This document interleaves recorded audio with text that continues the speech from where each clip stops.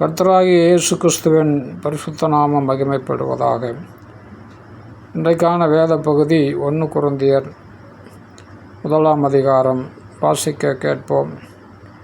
இந்த வேத எழுத்துக்களை வாசிக்கிறவனும் கேட்கிறவனும் அதன்படி நடக்கிறவர்களும் பாக்கியவான்கள் என்று வேதம் சொல்லுகிறது. வாசிக்க கேட்போம்.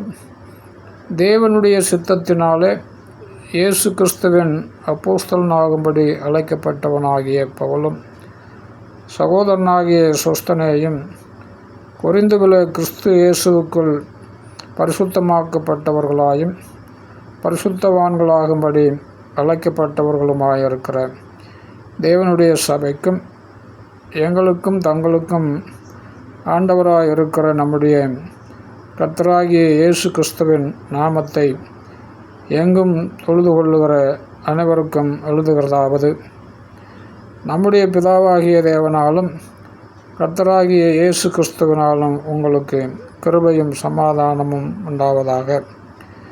கிறிஸ்துவை பற்றிய சாட்சி உங்களுக்குள்ளே ஸ்திரப்படுத்தப்பட்டபடியே நீங்கள் இயேசு கிறிஸ்துவுக்குள்ளாய் எல்லா உபதேசத்திலும் எல்லா அறிவிலும் மற்றெல்லாவற்றிலும் சம்பூர்ணமுள்ளவர்களாக ஆக்கப்பட்டிருக்கிறபடியால் அவர் மூலமாய் உங்களுக்கு அளிக்கப்பட்ட தேவ கிருபைக்காக நான் உங்களை குறித்து எப்பொழுதும் என் தேவனை ஸ்தோத்தரிக்கிறேன்.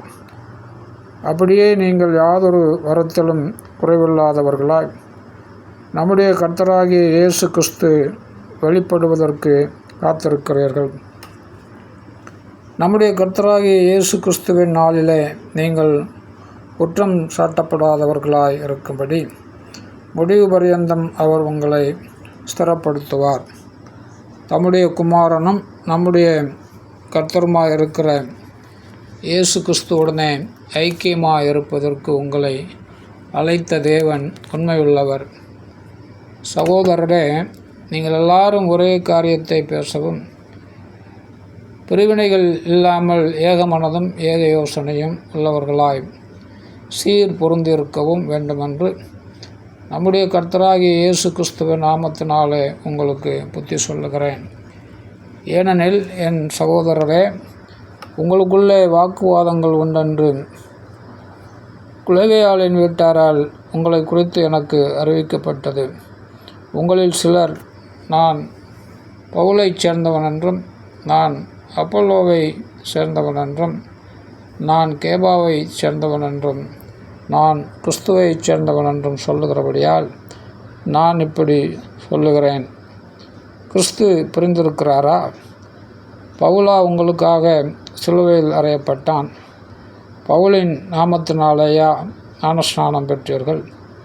என் நாமத்தினாலே ஞானஸ்நானம் கொடுத்தேன் என்று ஒருவனும் சொல்லாதபடிக்கு நான் கிறிஸ்துவுக்கும் காயுவுக்குமே அன்றி உங்களில் வேறொருவனுக்கும் ஞானஸ்நானம் கொடுக்கவில்லை. இதற்காக தேவனை ஸ்தோத்தரிக்கிறேன். ஸ்தேவானுடைய வீட்டாருக்கும் நான் ஞானஸ்நானம் கொடுத்ததுண்டு. எதுவுமல்லாமல் இன்னும் யாருக்காவது நான் ஞானஸ்நானம் கொடுத்தேனோ இல்லையோ அறியேன். ஞானஸ்நானத்தை கொடுக்கும்படி கிறிஸ்து என்னை அனுப்பவில்லை, சுவிசேஷத்தை பிரசங்கிக்கவே அனுப்பினார். கிறிஸ்துவின் சிலுவை வீணாய் போகாதபடிக்கு சாதுடைய ஞானமில்லாமல் பிரசங்கிக்கவே அனுப்பினார். சிலுவை பற்றிய உபதேசம் கெட்டுப்போகிறவர்களுக்கு பைத்தியமாயிருக்கிறது, ரட்சிக்கப்படுகிற நமக்கோ அது தேவ பலனாயிருக்கிறது. அந்தபடி ஞானிகளுடைய ஞானத்தை நான் அழித்து புத்திசாலிகளுடைய புத்தியை அவமாக்குவேன் என்று எழுதியிருக்கிறது. ஞானி எங்கே? வேதபாரகன் எங்கே? இப்பிரபஞ்ச தர்க்க சாஸ்திரி எங்கே? இவ்வுலகத்தின் ஞானத்தை தேவன் பைத்தியமாக்கவில்லையா?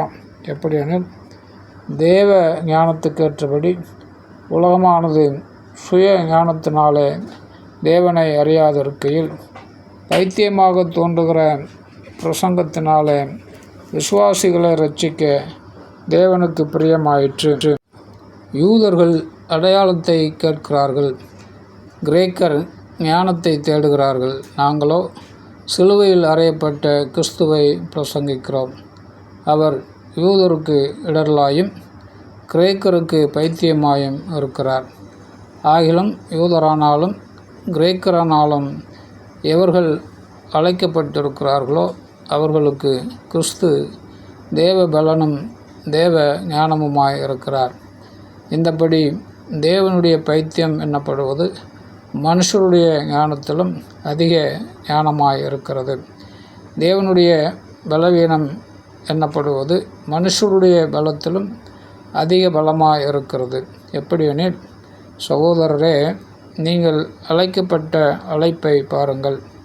மாம்சத்தின்படி ஞானிகள் அநேகரில்லை, வல்லவர்கள் அநேகரில்லை, பிரபுக்கள் அநேகரில்லை.